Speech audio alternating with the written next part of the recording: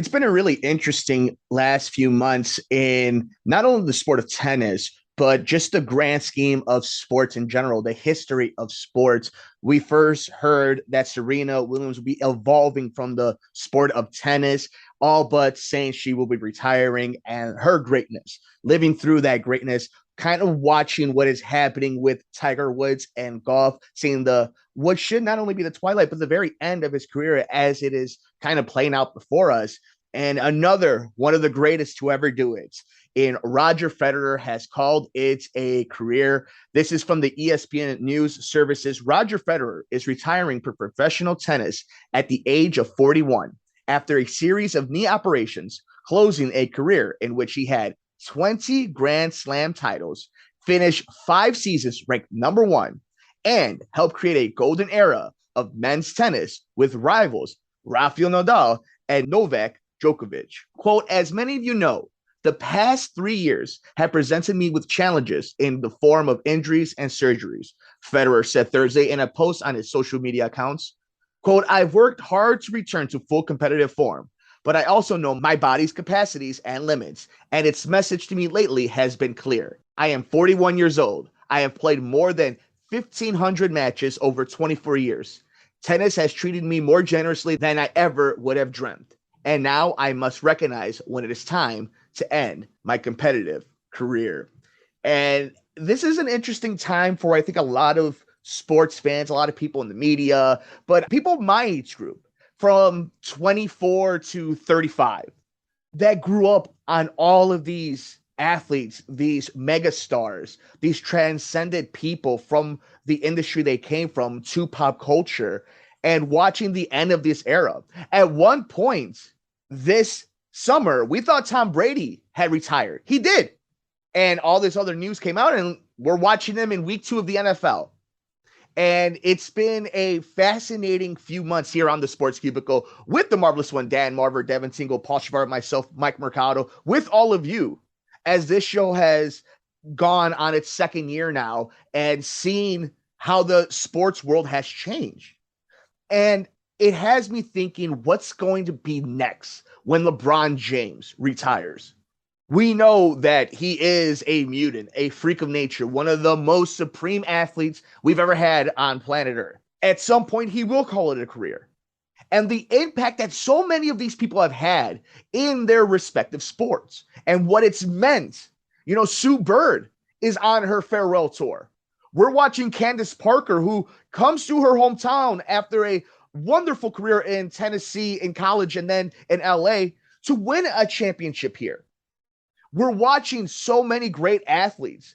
Justin Verlander fighting Father Time and still at a high level. Clayton Kershaw, these guys who have done it for so long, these gals that have done it for so long. And we're watching the end of it. And we are very lucky as an industry and as a fandom to have lived through so many quote unquote GOATs. This is a conversation we've had here on the Sports Cubicle. I've had on my podcast at Sports from the Couch, whether it's with Devin, Paul, Marver, or with you guys. You know, make sure you follow us on Twitter at Sports Cubicle TV because I'm fascinated what you guys think about it. But the term GOAT gets thrown out a lot today.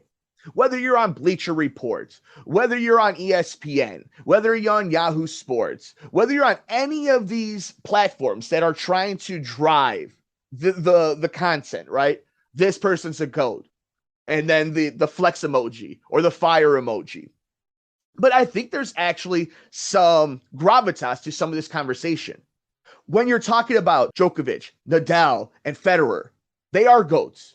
There are 3 legit greatest of all time in one era. Serena is a GOAT. And you could talk about anybody else, whether it's her sister, some of their contemporaries. There were great. You look at the NFL with Tom Brady and Peyton Manning. 2 GOATs at the same time. And then right now, in the plethora of young quarterbacks that we have in this league, you're looking with Patrick Mahomes and Justin Herbert absolutely killing it on Thursday Night Football. Lamar Jackson, Trey Lance, Justin Fields, Trevor Lawrence. These young quarterbacks that can be something special, and you still have gunslingers like Matthew Stafford, Aaron Rodgers. I'm not saying that all these are GOATs, but that's the level of talent that we're seeing in these sports. And the fact that it is a definitive thing that as great as these women tennis players are and these men tennis players are, that those four they're the Mount Rushmore of their sport in Nadal, Djokovic, and Federer with Serena. And the impact that we saw them and Tiger Woods and Tom Brady.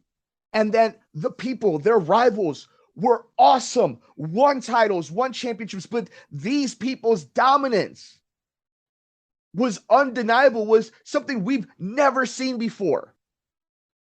And I know as a preteen, teenager, college kid, and then as an adult, and now at this point, watching what are now kids 10, 12 years younger than me playing this sport, there's an appreciation you get to live in that era, to have witnessed all this. And that age group of 24 to 35, the tail end of Michael Jordan, but seen from Kobe on. And we've seen so many legends. We've lost some legends, obviously, with Kobe, but you think about all these other stars, and now we're at the end for Federer.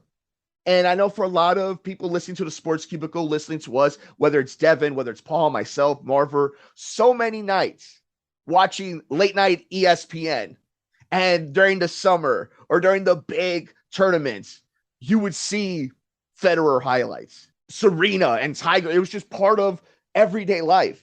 And now that is changing. And there are so many great athletes that we get to watch today that are going to make their own legacy. They're going to make their own stories. Whether we see them get to these levels, whether we as a fandom, as a critical fandom, allow them to hit that realm. We still haven't let LeBron hit the Michael. I'm a Michael guy. You know, we don't even have to say that here in Chicago, who the guy is, but you got to give the flowers to LeBron, to Kobe. Will we allow that for the next era of superstars?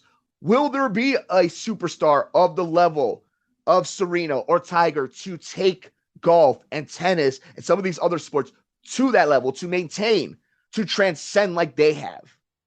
I hope we were able to appreciate the humbleness and the greatness that was Federer, how he impacted not only sports but pop culture, his dominance, his grace in it. And now the new era of sports without these legends, and what that's going to look like in the landscape and who will take that place. I'm excited for it. And I also want to make sure we're all taking the time to enjoy and soak in and make sure we're embracing those moments now in this fandom, with all the craziness in this world, with all the stories we talked about on this episode of the Sports Cubicle.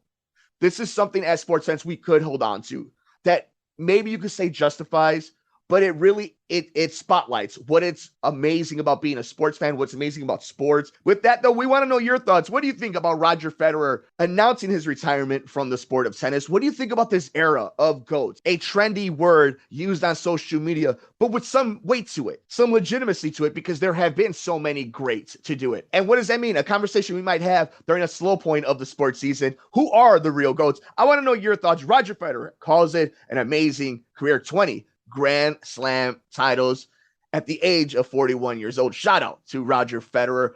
Let us know your thoughts on Twitter at Sports Cubicle TV. It's the marvelous one, Dan Marver. It's Devin Tingle. It's Paul Chivari. I'm Mike Mercado.